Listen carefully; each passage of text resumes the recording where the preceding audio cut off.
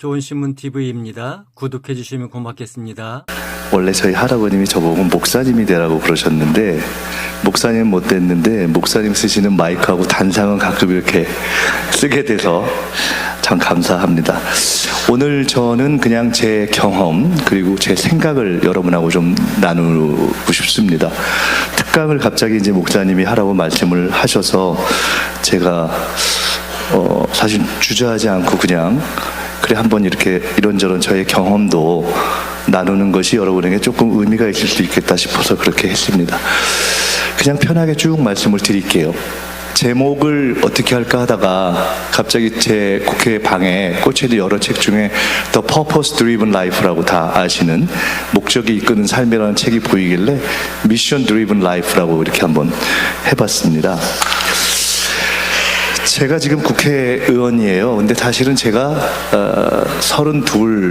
28에 처음 출마해서 32, 36에 최연소 국회의원을 하고 38에 그만둬서 18년 만에 다시 국회의원이 됐어요. 그러니까 최연소를 하는 것도 좀 그렇지만 18년 만에 다시 돌아온 것도 좀 특이하죠.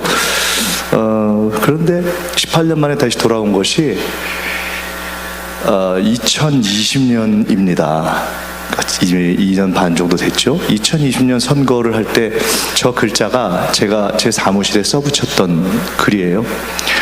어떻게 보면은 18년의 이제 결론이라고 볼 수 있죠.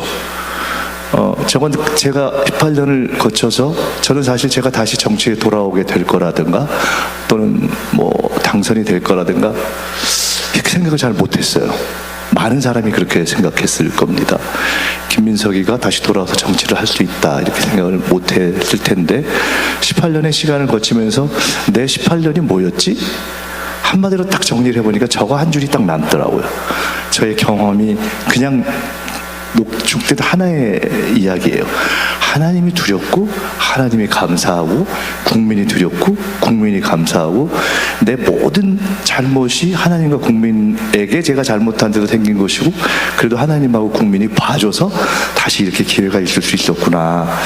그 한마디가 남았던 것 같습니다. 저는 사실은 그 18년 동안에 정치적으로는 정치인으로서 바닥, 경제적으로도 바닥, 가정적으로도 바닥, 인간적으로도 바닥 그런 시간을 거쳤습니다. 사실 여기 많이 그러시겠지만 저기 잘 안 보이실 텐데요.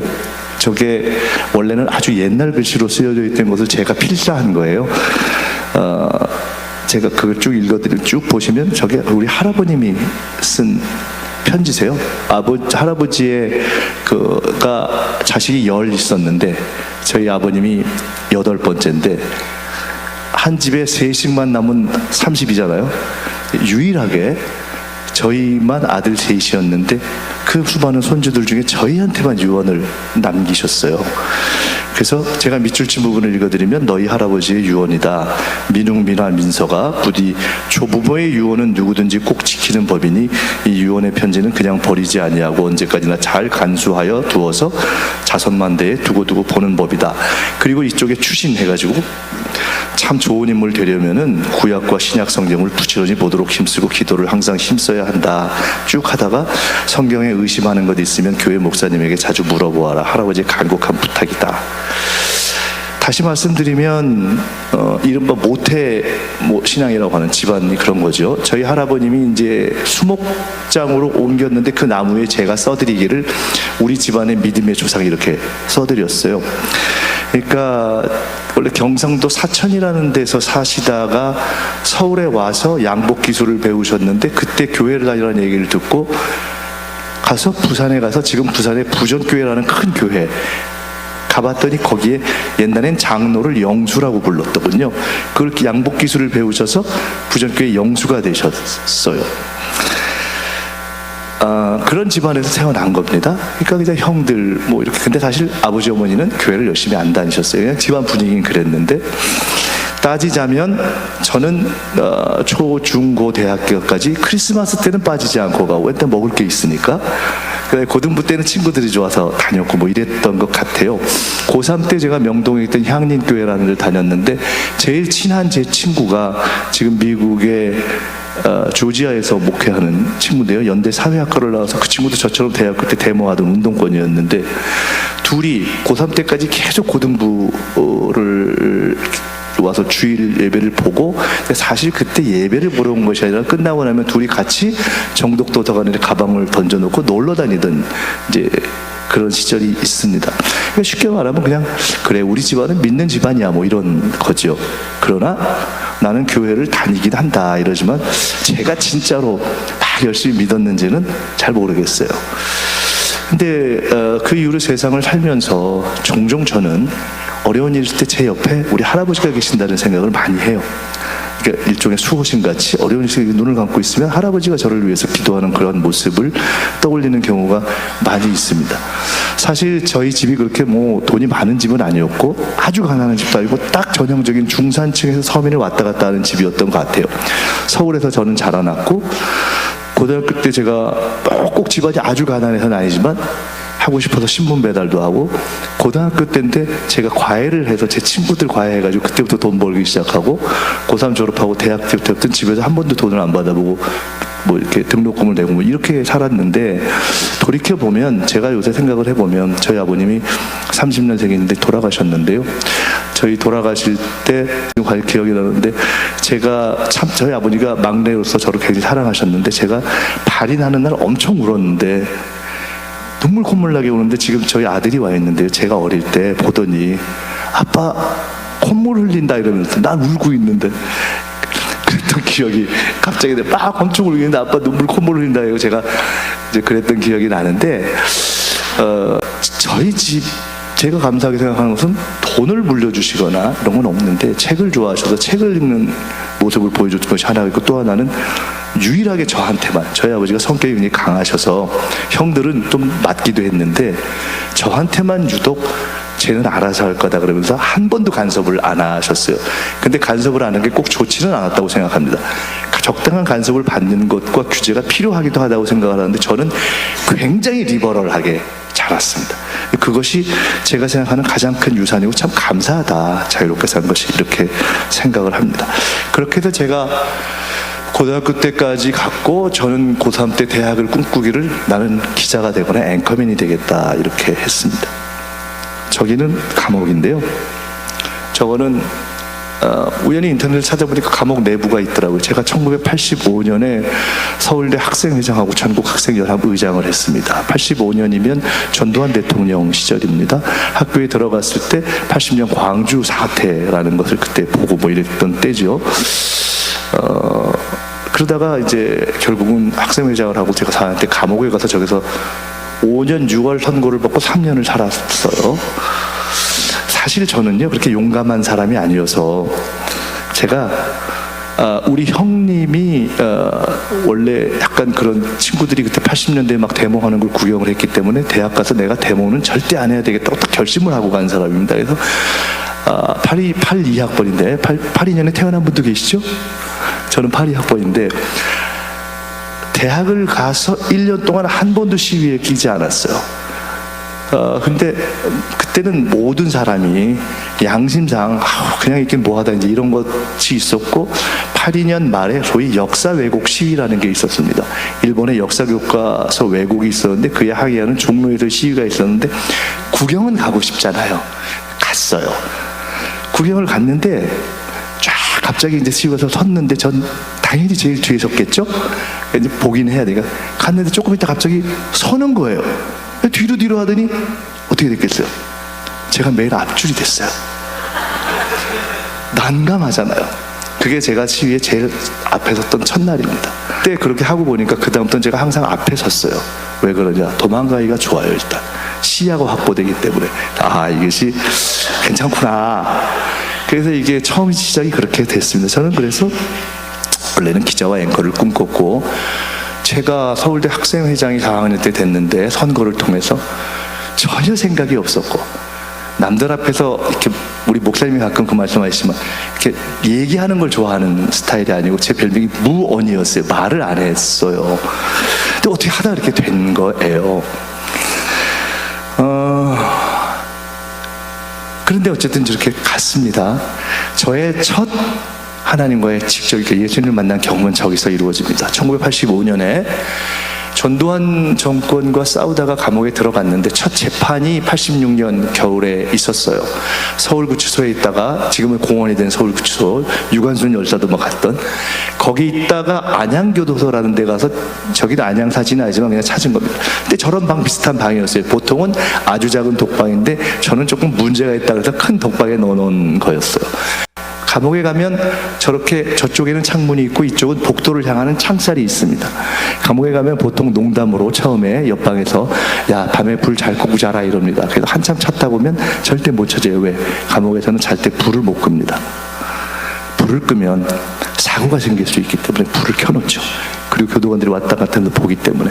어쨌든 86년 그 재판을 준비하면서 여러분 생각해 보세요. 20살이에요. 전두환 정권과 싸우고 있어요. 내가 옳다고 생각해요. 너무 억울해요.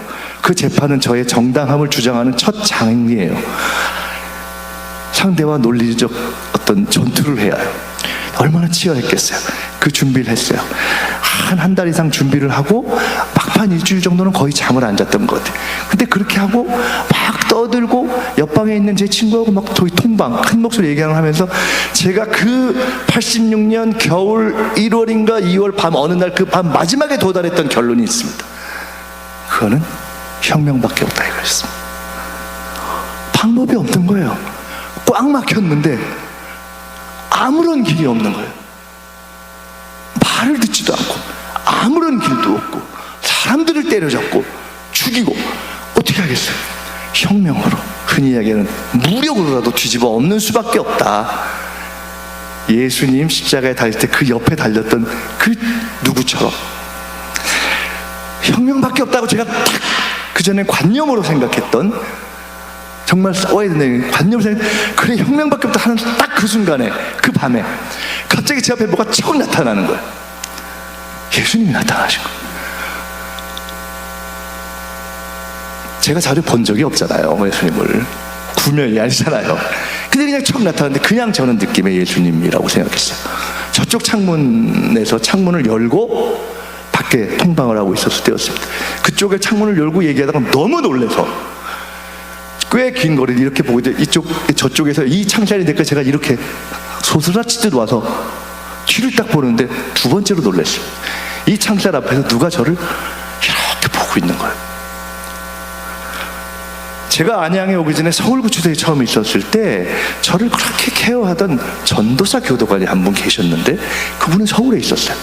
근데 그분이 갑자기 거기 나타나서 저를 그 과정을 지켜본 거예요. 내가 가서 이런 일이 있었다고 막 얘기하는데 이분이 당연히 알고 있었다는 것처럼 아무 말 안 하고 저한테 편지를 하나 딱 주는 거예요. 원래 감옥은 8시에 아침 먹고 12시에 점심 먹고 4시에 저녁 먹고 땡입니다. 배식을 다른 죄수들이 하기 때문에 나오면 안 되기 때문에 그렇게 끝나요. 8시간 동안 밥 먹어요. 그래서 제가 평생 습관이 12시 땡치면 밥 먹습니다. 1분 지나면 너무 배가 고파요. 그런데 달리 얘기하면 거기에 편지를 배달하는 시간도 4시, 5시가 지나면 교도관들도 왔다 갔다 하지 못하는 거예요. 편지를 주는 시간이 아닌데 거기에 없었던 분이 저를 만나기 위해서 편지를 준다는 명목으로 그 시간에 밤 12시에 거기 왔다 그 장면을 본 거예요. 그런데 그분이 들고 왔던 편지는 저희 아버지 형제 10 중에 가장 가난했던, 소년 시절에 시각을 잃고 평생 시각장애인으로 살았는데 어린 시절에 배웠던 일어를 가지고 일본의 찬양 간증을 다니던, 충청도에 살던, 그래서 한센병 환자들을 위해서 만들었던 공동체를 위해서 사역을 하시던 장로 큰아버지의 편지였어요. 그 큰아버지가 뭐라고 쓰셨는데 안 들어오고 마지막 한 글자가 탁 들어왔어요. 이 밤도 너를 위해 눈물로 기도한다. 제가 그 구절을 보고 그냥 그 자리에 무너져가지고 펑펑 울다가 울고 왜 그런지 모르지만 울다가 잠들었습니다. 그 다음날 아침에 눈을 떴는데 저 창살 밖에 교도소에 잡초들이 있습니다. 참으로 놀랍게도 교도소 담장 안에 있는 상추와 교도소 담장 밖에 있는 상추는 다릅니다. 담장 안에 상추는 시들시들합니다. 기운이 달라요. 근데 제가 그 펑펑 울고 일어나서 저기 탁 밖을 보는데 한 번도 못 느꼈는데 어쩜 그렇게 들꽃들이 아름다운지, 세상이 아름답게. 그때 제가 그날 이후로 바뀐 거예요. 뭐가 바뀌었냐? 이게 세상이 제도와 사회를 바꾼다고 되는 게 아니로구나. 한계가 있구나. 세상의 진정한 변화는 결국은 제도와 사회를 바꾸는 것도 엄청나게 중요하지만, 그러나 진짜 인간의 근본을 변화시키는 그런 영적 변화 없이는 안 되는구나 하는 걸 알고, 저는 하나님이 그냥 계시구나 하는 걸 그냥 알아버린 거죠. 그래서 그날 이후로는 저는 여러 가지 변화 있지만 그냥 믿어요. 그리고 제가 고등학교 때 다녔던 목사님, 향림교회 김호식 목사님이라는 분한테 편지를 써서 이렇게 했다고 하니까 목사님이 오셨어요. 근데 목사님이 그때 말씀하시기를, 제 얼굴이 너무 밝았다고. 그랬던 것이 저의 어떻게 보면 첫 번째 직접적인 영적 체험입니다. 그날 이후로 저는 제 인생에서 물론 할아버지의 믿음이 있었고, 저희 어릴 때부터 교회를 먹으러도 다니고 친구들과 다녔지만 체험을 통해서 하나님의 존재를 믿죠. 20대 초반이었고 그 후에 저 감옥에서는 사실 여러 일들이 있었습니다. 저희 삼형제 중에 둘째 형을 저기서 잃었고요. 제가 저기 있다가 우리 둘째 형이 교통사고가 났는데 감옥에서 얘기를 안 해주고 갑자기 저보고 밖에 놀러 가자 그래가지고 청주에 있을 때 서울까지 가서 상가에 딱 들어갔는데 보는데 들어가는 순간 우리 형 상가인 거예요. 얼마나 황당하겠어. 근데 그것도 그때는 전두환 때여서 못 나오는데 소위 Y, 김영삼, 김대중 이런 분들 야당일 때 나오게 도와줬는데 안 되고 결국 김수환 추기경이 도와주셔서 제가 잠깐 나갔는데 그냥 이렇게 옷이 갈아입혀지면서 들어갔는데 아무것도 이해할 수가 없잖아요. 우리 형 영정을 보면서 아버지가 옆에 오셨는데 어떻게 된 거냐고. 우리 형이 네 형이 교통사고 갔다고. 이 상처 묵념하고 돌아서는 순간에 저 말고 다른 갇혀있던 학생들이나 장기 이수들의 어머니들이 저를 둘러싸면서 밀려가면서 우는데 내가 미안하더라고요. 그 참도하죠.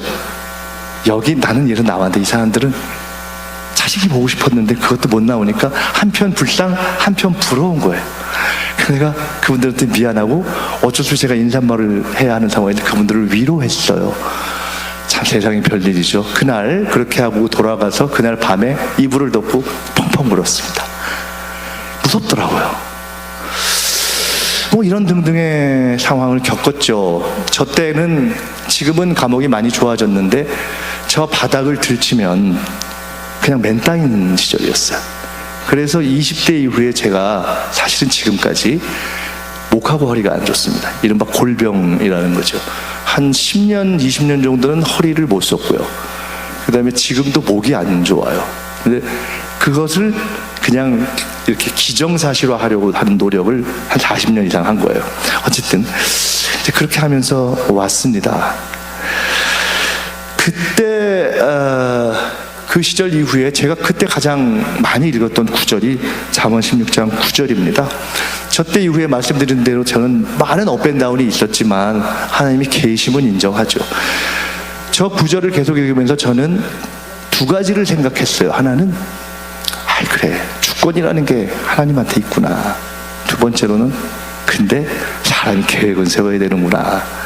계획을 안 세우면 바짝 꽝이다. 아무리 하나님이 도와주셔도 사람이 열심히 해야 되는구나. 이런 생각을 했습니다.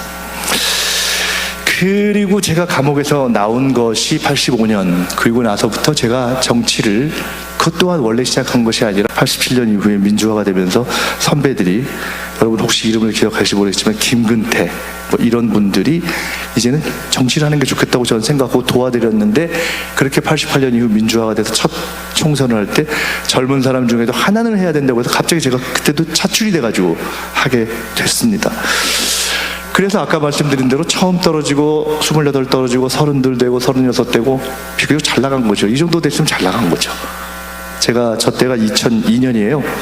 2002년에 38로 김대중 대통령이 집권당 대통령일 때 집권당 대통령이자 총재였던 김대중 총재의 비서실장이면서 시쳇말로 지금 생각하면 거의 황태자라고 불리웠던, 창당도 해보고 영입도 해보고 공천도 해보고 정치권에서 사람들이 할 수 있는 거의 모든 일을 정말 많이 해봤어요. 그때 제게 사람들이 앞으로 꿈이 뭐냐 이러면 농반 진반 진심으로 나는 첫째는 나이가 들어서도 영혼이 맑은 정치를 하고 싶다. 두 번째는 한국에서 정치를 하고 싶은 만큼 하다가 유엔 사무총장이 되고 싶다.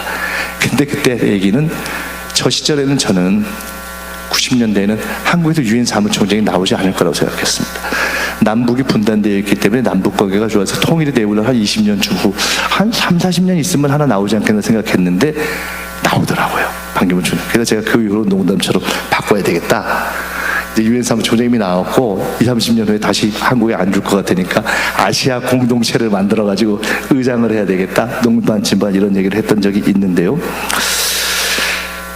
어쨌든 38이니까 저 때가 경선을 해서 시장 후보가 됐으니까 비교적 잘 나간 거죠. 저것이 2002년. 그런데 96년에 국회의원이 되고 딱 6년에 제가 정치 생활을 하고 18년을 바닥을 기었습니다. 아까 말씀드렸던 18년. 흔히 보면 제가 지난 총선에 나갈 때 어떤 분이 저한테 다산 정혜경 선생도 유배를 18년 했다고 하면서 다산의 시를 죽은 저걸 주더라고요. 근데 여러분, 세상이 참 재밌어요. 성경은 한편으로는 다양한 것을 그려내지만 또 한편으로는 광야의 역사잖아요. 또 한편으로는 유배의 역사고 또 한편으로는 고난의 역사 아닙니까? 아까 말씀드렸듯이 저는요, 김민석이는 끝났다, 김민석이는 죽었다, 그리고 거기 더 나아가서 김민석이와 그 옆에 서 있는 것조차가 부끄러움이던 시절을 많이 겪었습니다. 저 같은 사람이 다시 마이크를 잡고 사람 앞에 선다는 것이 얼마나 두려운 일인지를 저는 압니다. 그 사람 앞에 설 생각을 안 했어요. 그런 시간이 있었습니다. 심지어 저는요, 누군가 자살을 하면서 거짓말로 저를 음해하는 투서를 겪어보기도 했어요. 그 투서를 아주 우연히 누군가 그 투서를 쓴 상황이 거짓이었다는 것을 녹음이 없었다면 저는 파렴치범이 돼서 감옥에 갇히고 그 부끄러움 때문에 아마 자살을 했을지도 모르는 그런 상황까지 겪었어요. 그러니까 참 별거를 다 겪어본 거죠, 소설처럼. 제가 우리 막내가 저기 오늘 와 있는데 그 사이에 또 가정적인 아픔도 있었어요. 너무 정치적으로 어려움이 있었고 이혼을 하게 됐어요. 그런데 결과적으로는 저는 참 잘 됐다 이렇게 생각을 해요. 제가 제일 인생에서 돌아보면 행복했던 시간이 저 둘째를 데리고 제가 백수일 때 제 학교를 데리고 왔다 갔다 했던 시간입니다. 제일 행복했었어요. 그런데 사실은 가정이 깨지고 이혼을 할 때 아무것도 슬프지 않았는데 제가 없어지니까 슬프더라고요. 그래서 제가 술을 잘 안 먹는데 혼자, 제가 얘기했어요, 혼자 소주를 마시면서 눈물을 흘렸던 기억이 나요. 참 감사하게, 사실은 저 친구가 이제 고3인데 이렇게 서울에 잘 있지 않는데 오늘 우연히 기회가 돼서 야 한번 와라 제가 이랬는데 같이 이렇게 시간을 나눌 수 있다는 것이 너무나 사실은 참 감사합니다. 저는 광야와 유배와 고난이 왜 결국은 무엇인가로 이어지는가, 그것은 훈련이기 때문에 그렇다고 생각합니다. 여러분, 고난이 없는 금메달은 없잖아요. 동메달도 없고, 이 사자도 자식을 낭떠러지로 떨어뜨리고 젊어서 고생은 사서하고, 우리가 사랑받지 않는다면 우리가 훈련받을 일은 없지 않겠어요? 제가 김대중 대통령의 비서실장을 했습니다. 김대중 대통령이 당선되는 대통령 선거 때 선거 기간 내내 제가 바로 옆자리에 앉아 다녔어요. 제일 젊다고 해서 뭘 알아서가 아니라 그냥 옆에 앉아 다녀 해가지고 앉아 다닌 거예요. 내일이 대통령 선거에서 당선되는 날인데 김대중 고 대통령이 중국 음식을 좋아하셨어요. 당선되는 거 우리는 알고 있었고, 그 전날 중국집에 가서 중국 음식을 먹는데 제가 지켜본 김대중이라는 사람은, 여러분이 혹시 읽어보시면 아시겠지만 정말 많이 떨어졌거든요. 계속 떨어졌어. 그런데 그때는 대통령이 되는 거였어요. IMF라는 가장 어려운 시기에 대통령이 되는 거였고, 김대중의 고난을 겪으면서 생겼던 국제적인 명망과 국제적인 신뢰가 역할을 할 것이라는 기대가 있었고 실제로 기여를 했어요. IMF를 조기 극복하는 데도 기여했고, DJ가 한일 문화교류를 풀면서 그게 오늘 한류의 기반이 됐고, DJ가 감옥에 있었던 엘빈 토플러를 통해서 지식 문명을 고민했던 것이 오늘 IT의 기반이 돼서 사실은 그 기반으로 먹고 사는 게 많아요. 그때 제가 짜장면 먹다가, 그때는 총재님이 이렇게 표현했어요. 총재님, 평생 그렇게 떨어지신 게 나라가 이렇게 어려울 때 이때 써먹으려고 그러셨나 봅니다. 제가 밥 먹다가 별로 할 얘기도 없고 그냥 그런 생각 들고 그랬어요. 근데 DJ가 그런 것 같지? 이러면서 우는 거야, 제 앞에서. 내일 대선 당선되는 날인데 저하고 국회의원 또 한 분이 있었어요. 밥 먹다 말고 우리가 얼마나 뻘쭘하겠어. 그런 거죠. 저는 그 대선을 치르는 동안에, 선거를 치르면요 이렇습니다. 선거를 치르면 사람은 제정신이 아닙니다. 아무리 타고난 사람도 선거는 제정신으로 치르지 못한. 근데 난다긴다 하는 젊은 이 국회의원들이나 등등이 옆에서 계속 어려움은 생기고 이러면 안 됩니다, 저러면 안 됩니다 하고, 이러면 질 수 있습니다 하는데 DJ가 한 번도 안 흔들리더라고요. 일관되게 가더라고요. 내가 속으로 무슨 생각이냐, 야, 저 양반이 떨어진 게 복이구나, 이렇게. 하도 많이 떨어져 봐서 어지간한 거에 흔들리질 않더라고. 아, 저런 것이 결국 국정을 운영할 수 있는, 위기를 돌파할 수 있는 힘이겠구나, 이런 생각을 해봤어요. 비교할 수는 없지만 저도 18을 지나면서 아, 그래? 이거는 괜찮았다, 이런 생각이 들 때가 있었어요. 제가 40 넘어서 40대 중반에 미국 가서 변호사 시험을 봤어요. 국회의원이 또 이제 안 되고 하다 안 돼서 그때 누가 저한테, 야, 그래도 먹고 살아야 되니까 미국 가서 변호사 시험을 좀 봐가지고 해봐라. 40 넘어서 간다는 게 쉽지가 않잖아요. 제가 해보니까 사실은요, 미국 사람들이 별게 아니에요. 내가 영어만 펄펄 난다면, 똑같은 시간 주고 시험 본다면 100% 이기겠더라고. 근데 로스쿨 시험이라는 건 일종의 속도전이에요. 객관식, 주관식이 있는데, 객관식 예를 들어 한 100문제를 달려가듯이 풀어야 되는 거예요. 케이스 탁탁탁탁 찍고 가야 되는데 못하겠더라고. 처음에 미국 가서 시험을 보는데 100점 만점에 50점 정도가 나오는 거예요. 한 70점을 넘겨야 돼요. 난감하더라고. 근데 일단 빨리 읽고 막 빨리빨리 판단하는 게 안 돼요. 야, 이게 될까? 근데 결국 하여간 결론은 한 70, 80점까지는 올렸습니다. 시험을 보는 날, 로스쿨 시험을 그 주에서 보는데 한 2, 300명이 쫙 앉아있어요. 노트북으로 시험을 봐요. 노트북으로 해서 바로 제출하는 거예요. 노트북으로 연습을 엄청 했어요. 객관식은 받고 끝났고, 다음날 주관식 4문제 나와요. 시험 보다가 혹시 에러가 나면 손만 조용히 들면 와서 노트북 손 봐줘요. 그게 아니면 글씨로 써야 돼요. 2문제 썼는데, 2문제 반쯤 썼는데 갑자기 노트가 딱 뻑이 나는 거예요. 너무 난감하고, 어떡하지? 순간 내가 딱 헤매니까 딱 시험 감독관이 감 잡고 와가지고 고쳐가지고 하라 하는데, 제가 순간 이걸 고쳐서 또 했을 때 안 되면 나는 꽝이구나. 그냥 펜으로 고쳤어. 연필로 쓰는 연습을 한 번도 안 해봐요. 요새 연필 쓰세요? 잘 안 쓰잖아요. 한글도 안 쓰는데 영어를 제가 써봤겠어요? 돌겠더라고. 시간은 이미 2문제 반 썼으니까 얼마 안 남았잖아요. 막 쓰는 거. 2문제만 쓰고 3문제까지 거의 썼어요. 아, 미치겠네. 근데 썼어. 근데 그 순간에 미묘한 긴장이 있잖아요. 옆자리에 있는 친구들도 뭔가 이상하다고 생각할 거 아니에요. 근데 내가 그 친구한테 폐해를 끼칠 수가 없잖아. 썼어. 결국은 어떻게 됐느냐, 제 판단에는 이 노트북을 고쳤어도 또 안 된 거예요. 뭔지 에러가 생겼어. 일부러 제가 고민해서 새로 산 노트북인데 안 되고, 쓰다 보니까 글씨는 개발. 내가 봐도 못 알아보겠더라고. 알아볼 수가 없죠. 그게 더구나 자신이 없으니까 필기체로는 도저히 쓸 수가 없어요. 그러니까 인쇄체로 쓰는데 진짜 처음 써보는 거예요. 계속 이걸로 연습. 3문제 딱 쓰고 시간이 끝날 때가 돼가지고 결국 한 문제는 시간이 안 되잖아요. 결국 저의 상황은 객관식 어느 정도 패스했다고 감 잡았어요. 왜냐면 열심히 하면서 좀 올렸거든요. 주관식 도저히 안 되는 거예요. 4개 중에 최소한 3개 이상 다 쓰고 점수가 기본이 나와야 되는 건데 왜 25점 몇 점입니까? 3개가 당황했고 글씨는 개판이고 저 시험관들이 보면 짜증날 게 뻔하잖아요. 일단 짜증나면 잘 점수 안 주잖아요. 그리고 하나는 아예 못 썼잖아요. 끝났구나.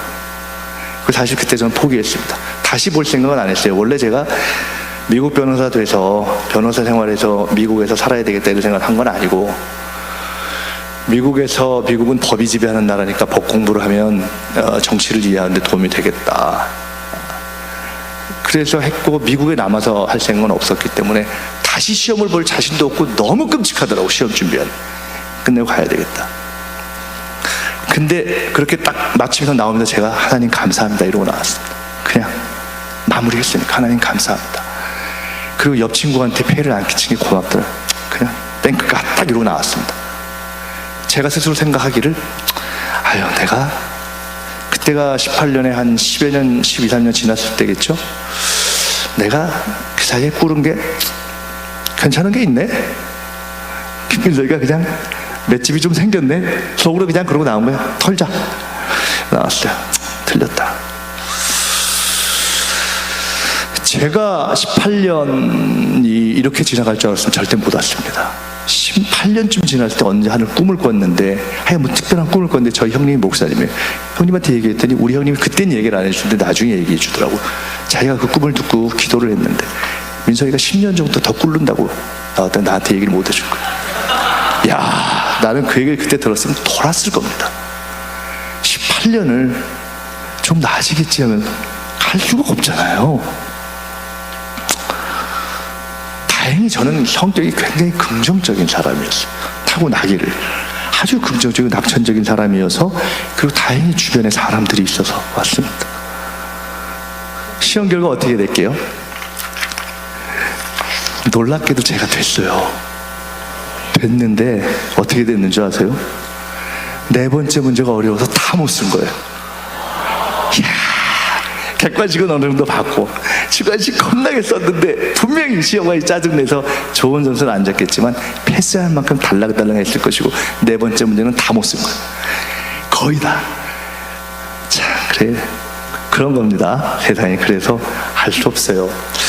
그래서 제가 그리로 왔는데,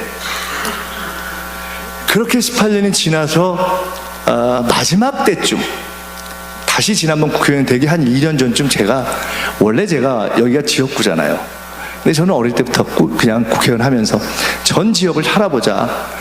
대림동에서 시작해가지고 집을 살 수도 있었는데 굳이 안 사고, 내 지역구니까 9개 동인데 다 살아봐야지. 대림 1동, 대림 2동, 대림 3동도 쫙 돌아서 여의도까지 다 살아보고, 계속 졌는데 지금도 제가 집이 없어요.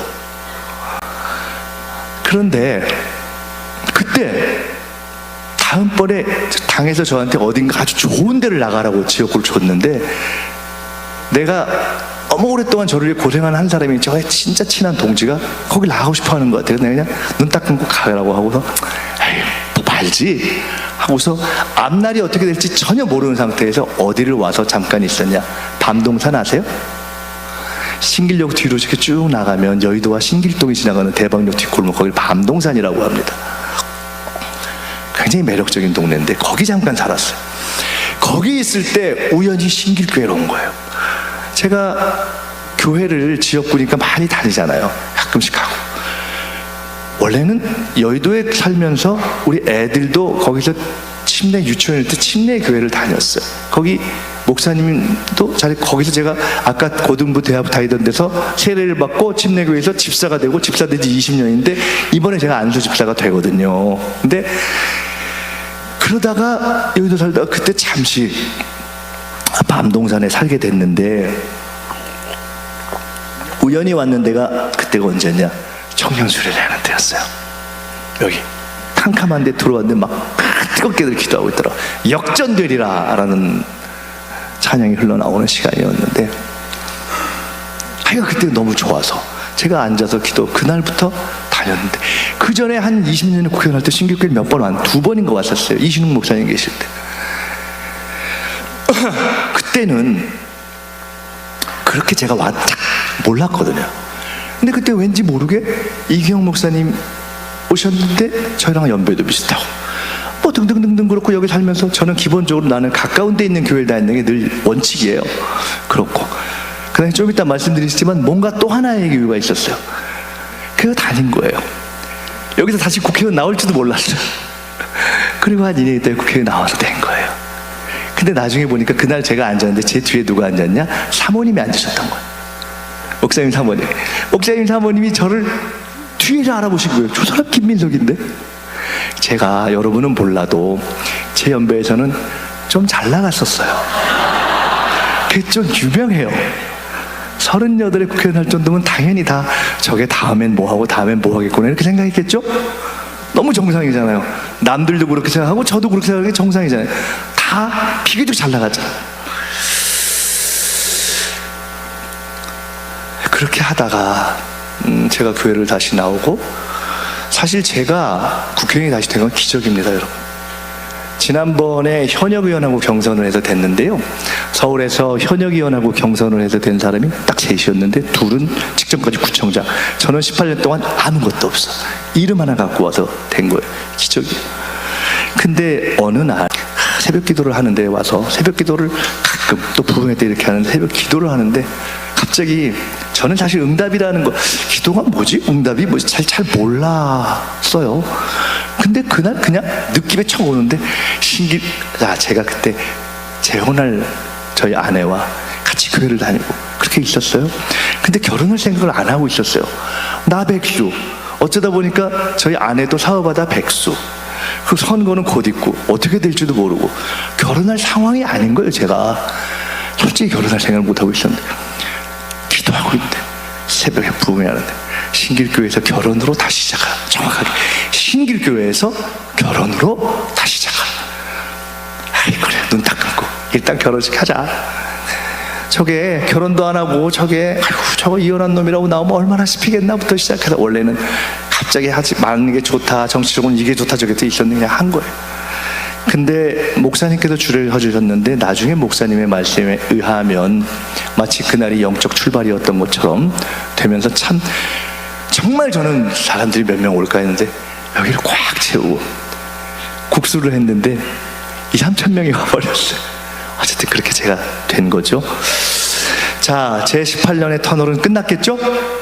드디어 해피엔딩? 제가 국회의원이 됐는데 3선 국회의원이 되고 그렇지만 저는 마음으로 나는 초선으로 살아야지 이제 너무 오래 비었으니까 제가 국회의원 처음에 할 때 6년을 좀 잘 나갔어요. 이른바 1등 국회의원이었습니다. 그때는 젊은 사람이 저밖에 없었고 열심히 한 사람도 별로 없었고 정치인들이 공부도 별로 안 해서 좀 하면 평가를 받았어요.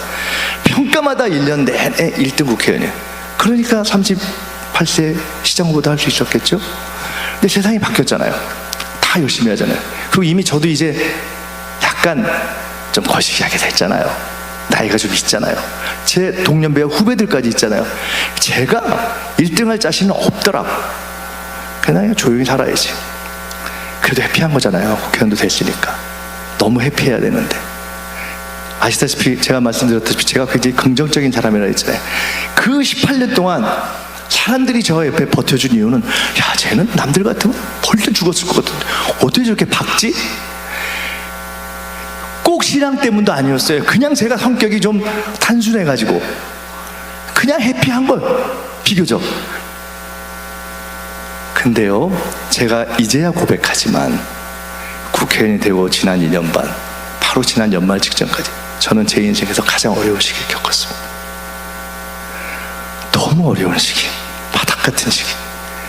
남들은 다 터널이 끝났다고 생각해서 이제 야고 하는 시간에 저의 진짜 터널이 시작된 거예요. 하나님 참 감사합니다, 살아났습니다 라고까지 제가 알았고 감옥에서 하나님이 계셨다는 주권도 인정했고 그 18년을 이겨내서 이제 뭔가 해야 되는데 진짜 김민석의 바닥이 시작된 거예요. 아무것도 못하겠는 거예요. 지난 3년 동안 아무것도 못하는 3년이었습니다. 솔직히 말씀드리면요 제가 어느 시기에는 인터넷으로 보면서 우울증, 극단적 선택, 우울증 테스트 다 봤어요. 그래서 저는 사람이 소위 극단적 우울이라는 것이 무엇인가라는 것을 비로소 이해할 수 있게 됐어요. 침대에 붙어 있는 거예요. 아무도 몰라. 저희 아내만 압니다. 꼭 일을 해야 될 때 어쩔 수 없이 기본을 해야 되니까 꼭 나가서 국회에서 하는데, 옛날 구력이 있으니까 그런 대로 잘한다는 평가도 받지만 정신력도 안 되고 체력도 안 되고 심력이 안 돼서 그거 하고 바닥, 그거 하고 바닥, 이렇게 2년 반 온 거. 너무 힘들어서 그것이 가장 클라이막스가 작년 여름에 죽겠더라고요. 도저히 못 가겠더라고요. 그래서 매일매일 극단을 생각했어요. 자신이 없는 거예요. 내가 뭘 잘할 수 있지? 영어는 왜 이렇게 안 되지? 경제 돌아가는 걸 왜 모르겠지? 환율하고 금리를 왜 내가 생각을 못 하겠지? 국제정세가 이렇게 됐는데 내가 정치인이라면 알아야 되는 왜 모르겠지? 난 이미 왜 늙어버렸지? 이제 나는 옛날같이 인기가 왜 없지? 할 수 있는 게 내가 뭐가 있지? 정치인으로서 내가 꿈이 있을까? 이게 의미가 있나? 그냥 내가 직업 정치인으로서 하는 거 왜 무슨 의미가 있지? 꼭 해야 돼? 집도 없고 가난하니까 그래도 직업인으로 살아남아야 되니까 일단 버텨내야 되는데, 남들 표 있지 않게 하긴 해야 되는데 해야 돼? 라는 시간인 거예요. 너무 힘들어서 남들 호캉스 가듯이 호캉스라도 갈까 하고 고민하다가 제가 선택한 게 기도원을 간 거예요. 안양에 있는 갈매사 기도. 기도를 못 하겠더라고. 일주일 내에 그냥 침대에 붙어 있었어요. 바닥에 쫙 붙어 있어요. 회복되지 않았습니다. 그렇게 제가 밝았는데요, 남들이 얘기 안 했지만 국회에 있는 제 친구들이 걱정하고, 제가 제 얼굴을 알고 우울하고, 처음으로 내가 우울한 거예요. 그래서 저는 그때 느꼈어요. 사람이라는 건요, 환경으로 행복과 불행이 결정되지 않습니다. 재벌과 재벌의 자식들이 자살하잖아요. 제가 우연히 봤는데 다니엘 기도회라는 거에서 손경민 목사님인가? 너무 어려운데 해피하잖아요. 어떻게 가능하죠? 왜 제가 그런 시간이 있었을까? 저의 그 극복은 작년 연말을 지나면서 비로소 이루어졌습니다. 3년 만에 18년을 꿇고 돌아와서 다시 3년에 진짜 바닥을 치고 제가 이제 회복했습니다. 올 부흥회를 지나면서 이제 회복해서 이제는 제가 느낍니다. 저는 회복의 길에 들어섰습니다. 그런데 왜 그랬을까? 제가 최근에 깨달았어요. 비교적 잘 나갔잖아요. 속으로는 비교적 똑똑하다고 생각할 거 아니에요. 제가 이른바 가방끈이 괜찮아요. 서울대 나오고 하버드 나오고 중국清华대 나오고 로스쿨 나오고 미국 변호사 있으면 그런 대로 괜찮잖아요. 솔직히 근데 영어도 안 되고 뭐 이렇게 정말 자신 있게 할 수 있는 건 별로 없어요. 그렇지만 남들 보기에니까 좀 했을 거 아니에요. 아마 제가 지난 3년 동안 그렇게 바닥을 기지 않았으면 펄펄 날다가 또 자빠졌을 겁니다. 제가 걸러놨어요. 힘을 빼기 위한 시간이었던 거예요. 힘이 완전히 빠져버린 거예요. 내가 정말 할 수 있는 게 없네? 아무것도 없네? 완전히 내려놓는 순간에 저는 회복되기 시작했다고 생각합니다. 사람이 할 수 있는 게 없어요. 여러분, 전 세계에서 역사상 공부 제일 많이 한 사람 중에 하나가 공자겠죠? 4대 성인 중에 나머지는 다 종교인데 공자는 종교도 아닌데 성인이잖아요. 공부 제일 많이 한 공자가 쓴 책이 주역이, 책이 아니라 제일 높이 평가하는 책이 주역이에요. 논어대학 맹자 주용 4대 서적 주역. 주역이 보통 점책인 줄 알죠? 아니에요. 공자가 엄청나게 읽어서 하도 많이 읽어서 끈이 떨어졌다고 할 정도의 책이 주역인데, 그 주역에 많은 괴가 있는데 그 주역을 저는 점책이 아니라 철학으로 봅니다. 어떻게 살 것인가. 가장 중요한 괴가 뭐냐? 겸괴입니다. 겸손의 겸괴. 그래서 주역에서 겸을 이야기합니다. 근데 여러분, 주역에서 많은 겸을 설명합니다. 이런 겸 저런 겸. 근데 제가 요새 생각해봐요. 진짜 가장 겸손할 수 있는 겸은 뭐죠? 우리 목사님이 가끔 기도하시면서 말씀하시면서 하나님 저를 뒤에 감추시고, 하나님이 대빵이고 그냥 우리는 저로서 통로라는 것을 아는데 그걸 아는 것만큼 겸손할 수밖에 없는 겸손이 어디 있겠어요? 공자가 엄청나게 고민해서 겪었던 진실이 사실 저는 그런 거라고 봅니다. 이제 좀 다른 얘기를 해보죠. 자, 제가 겪었던 것도 이제 빨리빨리 나갈게요. 우리 이제 살아가야 돼요. 여러분, 우리 고민하죠. 어떻게 하고 싶죠? 힘을 갖고 싶죠. 똑똑해지고 싶고, 힘을 갖고 싶고, 돈을 벌고 싶고, 잘 나가는 사람을 알고 싶고. 이 중에 누가 제일 셀 것 같아요? 제가 공교롭게도 박정희 대통령을 존경해봤고, 전두환 대통령하고는 싸움을 해봤고, 전두환 대통령 아들을 출판사에서 책을 내봤고, 그래서 그 아들과 만나봤고, 노태우 대통령에게는 사면을 받아봤고, 노태우 대통령 아들과는 지금도 친하게 지내고 있고, 김영삼 대통령과는 비교적 이쁨을 받아봤고, 김대중 대통령과도 가깝게 지내봤고, 노무현 대통령과도 그렇고, 문재인 대통령 당연히 알았겠죠. MB 이명박 대통령하고는 직접 상대를 해봤고, 윤석열 대통령은 만나진 않고 있지만 제가 가끔 비판하고 있고, 곧 만나겠죠. 국회의원이니까 만나서 대화하겠죠. 저는 만나서 대화하고 협치해야 된다고요. 비교적 알잖아요. 잘 나가는 사람들 있죠. 제 경험은 그렇습니다. 별거 없어요, 여러분. 같이 가까이서 지켜보니까 별거 없습니다. 다 사람 똑같아요.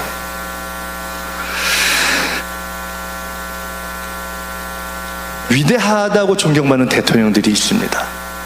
링컨, 김대중. 저는 김대중 대통령 존경해요. 링컨 존경받죠. 링컨 대통령이 좋아하는 책이 있어요. 기도실을, 백악관을 기도실로 만든 대통령이라는 책 좋아했어요. 얼마 전에 3시에 여러분께 특강하실 전준수 집사님이 저한테 어떤 책을 소개하더라고. 아주 좋은 책이라고, 링컨에 관한 책이었어요. 읽었는데 내가 사실 굉장히 실망했어요. 모르겠더라고. 이게 뭐가 위대하다는 거지? 내내 읽으면서 보니까 링컨이 너무 무능한 거예요. 대통령이 됐는데도 사실 국정 운영 능력이 있고 판단을 못하는 거예요. 그 책을 덮고서 제가 어느 날 깨달았습니다. 링컨의 위대함과 탁월한 국적 역량이 그 별로 유능하지 않았던 링컨을 세계 역사상 가장 위대한 지도자로 만든 게 아닙니다. 그냥 하나님이 세우신 거예요. 그리고 그냥 하나님이 그에게 지혜를 불어 넣는 거예요. 지혜도 마찬가지입니다, 여러분. 여러분, 지혜롭고 싶잖아요. 근데 지혜가 뭐예요? 지혜의 근본이 하나님을 경외하는 거잖아요.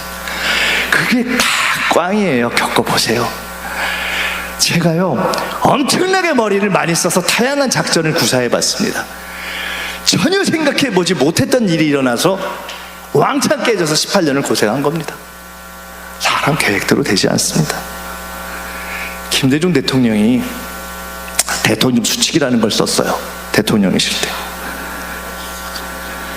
맨 마지막 15번, 나는 할 수 있다. 하나님께서 같이 계시다.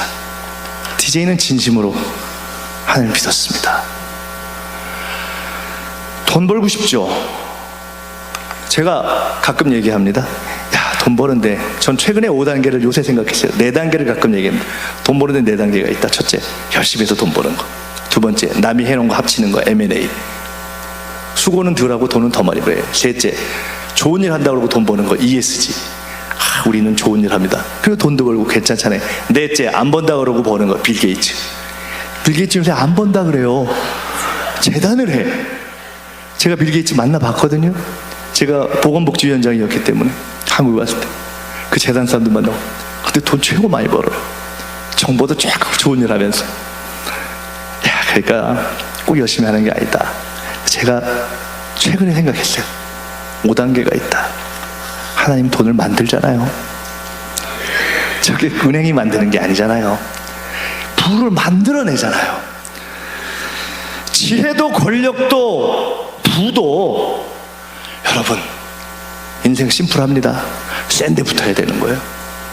진짜 뭐가 센 거를 알아야 되는 거예요.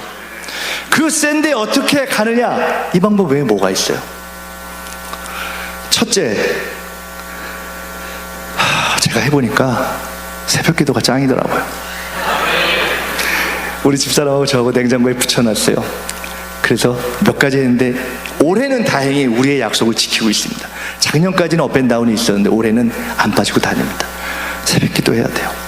항상 기도해야 되고, 썬데이 크리스찬이 아니라 에브리데이 크리스찬 중에 제일 좋은 거, 범사기도, 항상기도, 새벽 기도가 짱인 것 같아요.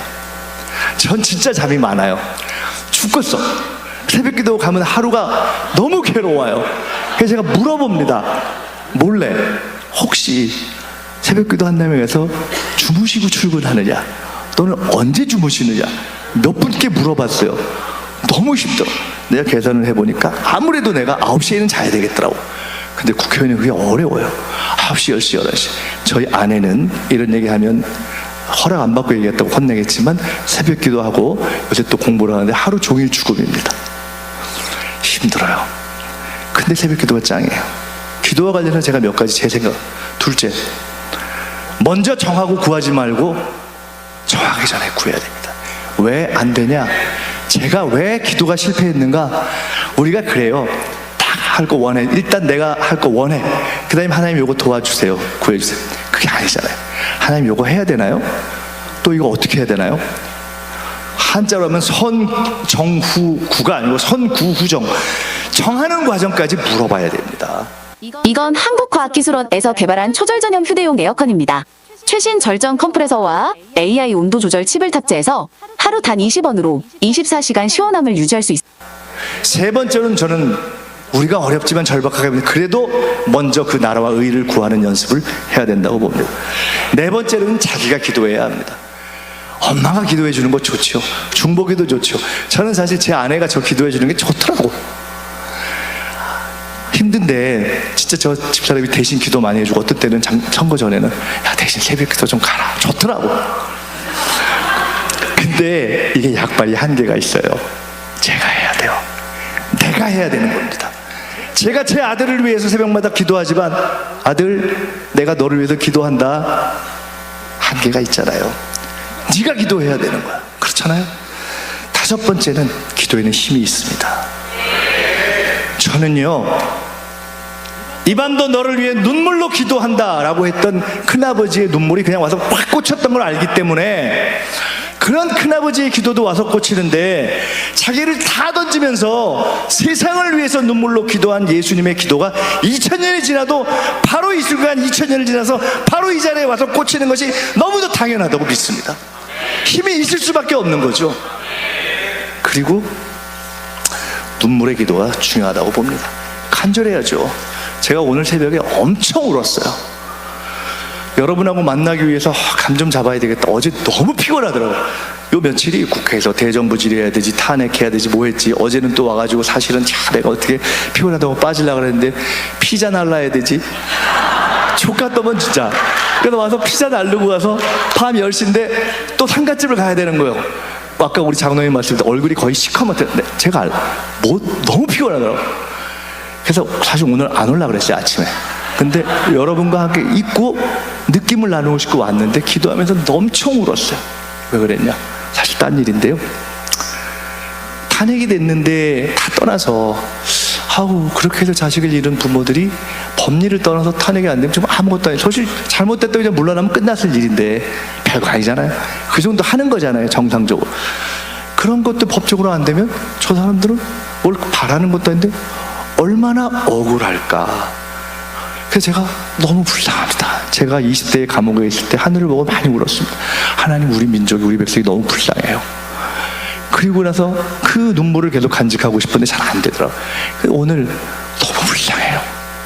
너무 불쌍해요. 너무 눈물이 나는 거야. 어루만져 주시라고. 눈물로 기도해야 되는데 자, 이제 앞으로 얘기를 빨리 할게요. 목사님 죄송하지만 제가 한 5분 내로 끝낼게요. 여러분, 저게 뭐죠? 민족과 세계에 빛을 비추는 교회? 제가 몇 번 얘기해서 아는 거죠. 사실 저게 우리 교회의 비전이라고 얼마나 알까요?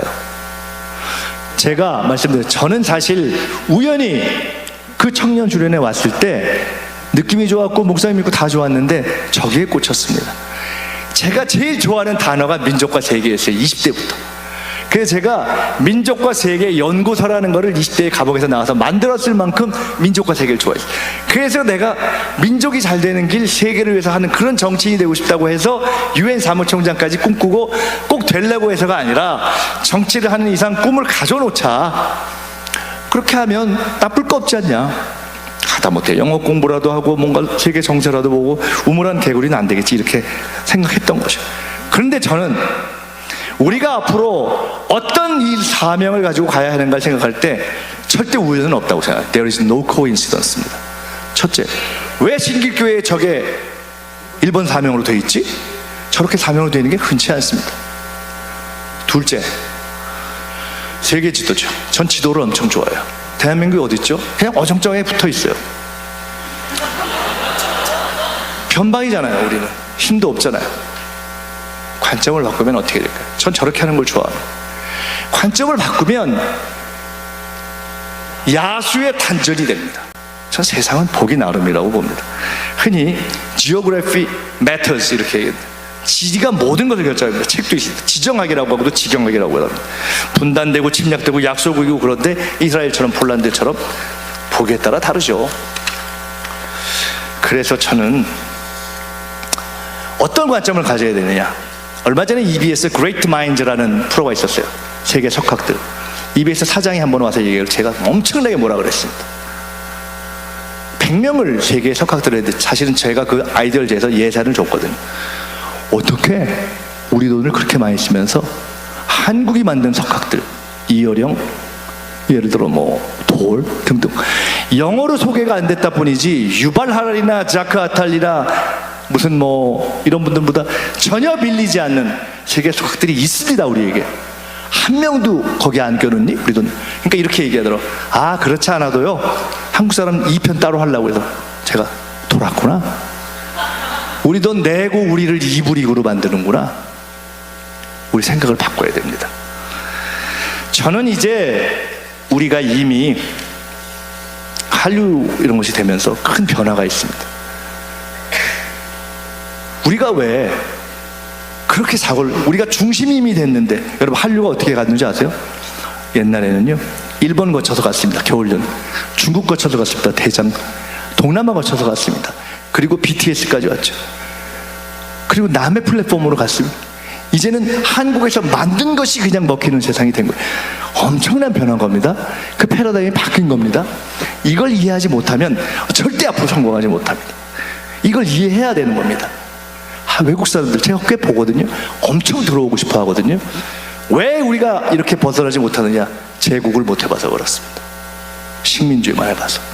미국, 영국, 러시아, 제국을 해본 나라들은 제국적 사고를 합니다. 우리는 식민지를 했지만 제국의 사고로 바꿔야 됩니다.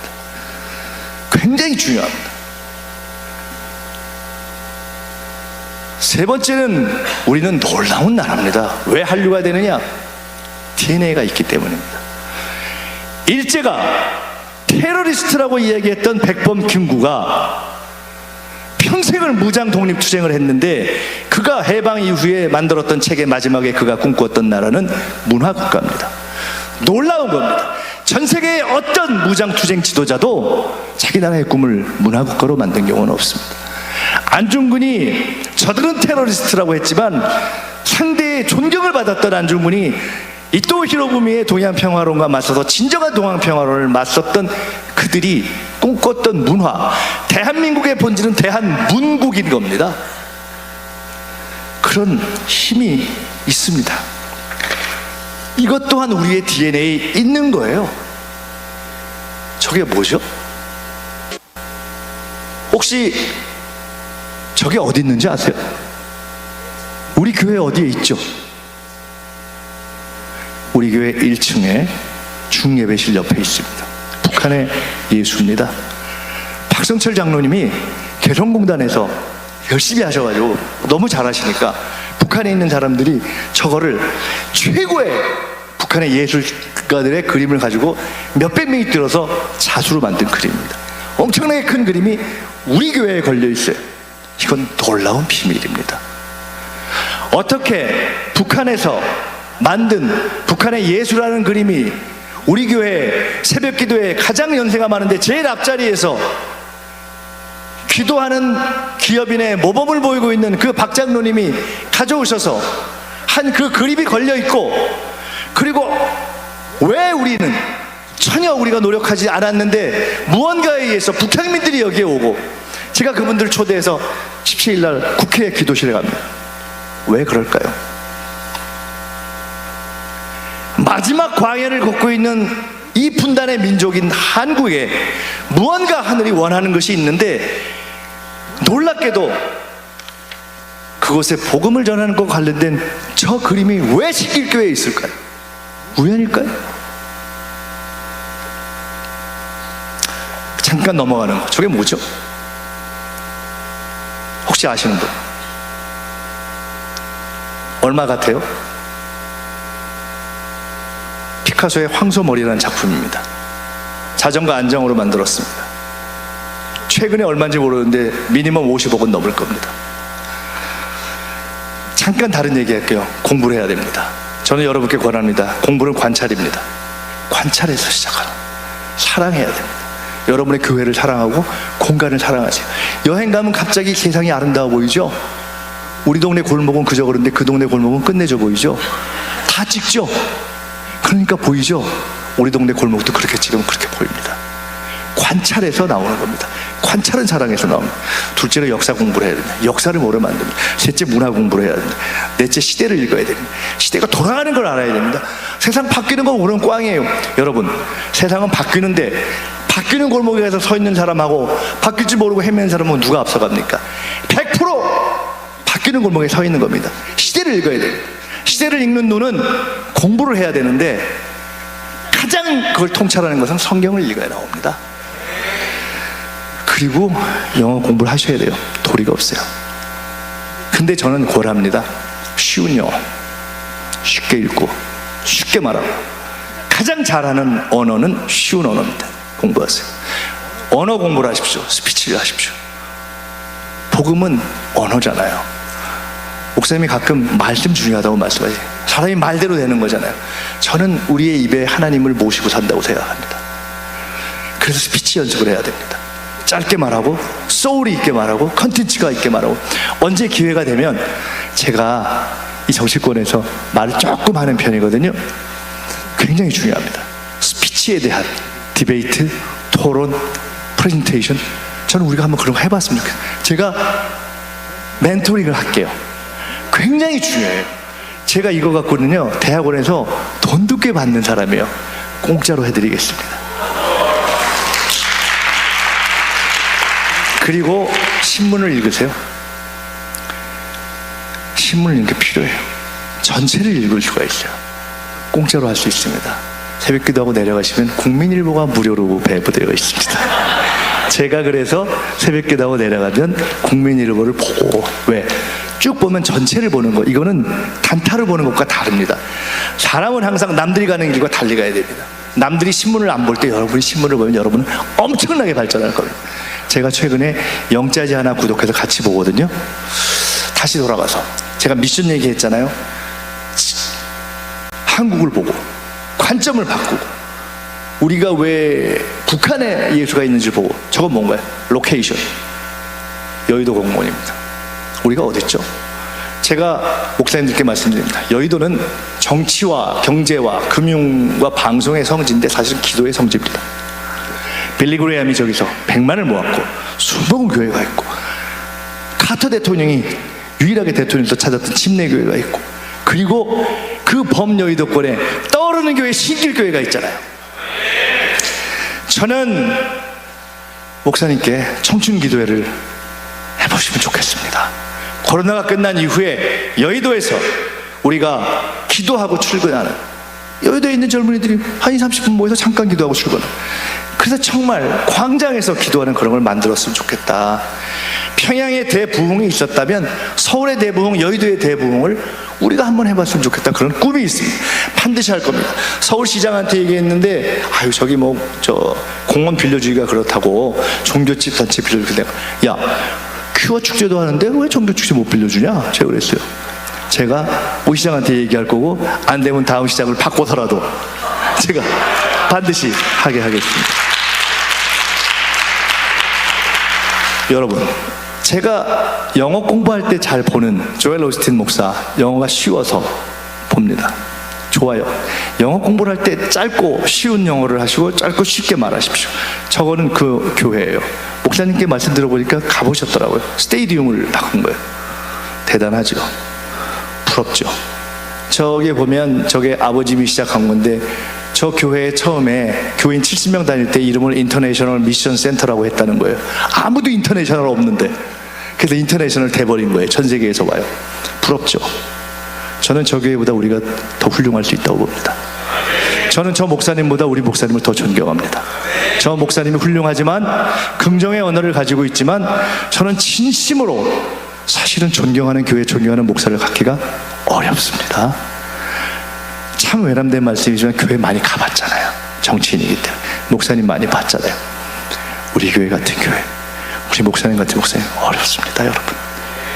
높아질수록 참으로 우리를 유혹하는 것으로부터 자유롭게 어려운데 참으로 존경할 만한 목사님을 보시고 있는 겁니다. 모든 것이 좋고 목사님까지 좋잖아요. 우리에게 미션이 있죠. 미션이 뭐죠? 성경에서 얘기하는 미션이 저거잖아요. 별거 아니잖아요, 사실. 착하게 살고 착하게 살자고 얘기하자는 거예요. 그걸 전하자는 거잖아요. 방법이 여러 가지 있을 것 같아요. 저게 뭔지 아세요? 우리 아들이 인도네시아에 잠깐 있어서 인도네시아에 지금 뿅 갔어요. 인도네시아에서 예쁜 처녀하고 결혼하는 게 꿈이랍니다. 인도네시아에 바우바우시라는 데가 있어요. 저게 학교예요. 찌아찌아. 잘 보세요. 한글로 아따라고 써 있어요.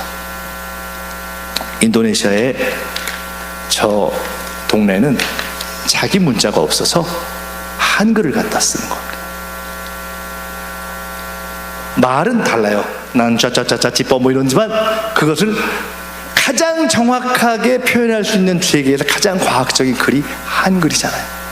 NIGHT, 나이트를 우리가 나이트인지 알기 때문에 나이트라고 있지 그냥 읽으면 니크트인지 니히트인지 할 수가 없잖아요. 우리는 나이트 하면 끝나잖아요. 가르쳐주면 한국 사람부터 러시아 사람까지 아프리카 사람까지 다 나이트라고 있잖아요. 한글은 위대한 언어죠. 전 세계에서 글자를 만든 게 딱 두 개 있습니다. 최초의 제국 페르시아의 다리우스가 만들었는데 독재를 위해서 만들었는데 100년 만에 없어졌어요. 민중을 사랑해서 너무 불쌍해서 만든 저 언어가 놀랍게도 한글이 유일하게, 그래서 유엔에서 최고의 언어로 되어 있는 거잖아요. 놀라운 생명력을 가지고 있잖아요. BTS 하니까 이제 우리가 옛날에 모르고 영어 했던 것처럼 막 한글로 하잖아요. 그 한글이 가지고 있는 또 하나의 미션에 저는 힘이 있다고 봅니다. 우리가 선교의 역사를 보면 놀랍게도 영어로 번역을 했잖아요. 그 영어로 해가지고 한글로 번역했잖아요. 우리가 한글 성경을 가지고 있잖아요. 저는 한글이 전 세계에 글자가 없는 아까 인도네시아 바우바가처럼 무문족이 10억이 있습니다. 그 무문족에게 에스페란토도 실패했어요, 여러분. 만국 글자라면 안 됩니다. 모든 다양한 언어를 쓰는 바벨 이후 흩어졌던 사람들에게 언어를 제공해 줄 수 있는 가능성을 한글이 가지고 있다고. 알파벳은 옛날 기원전 18세기 전에 히브리인이라는 사람들이 만든 알파벳이 이렇게 영어까지 온 거예요.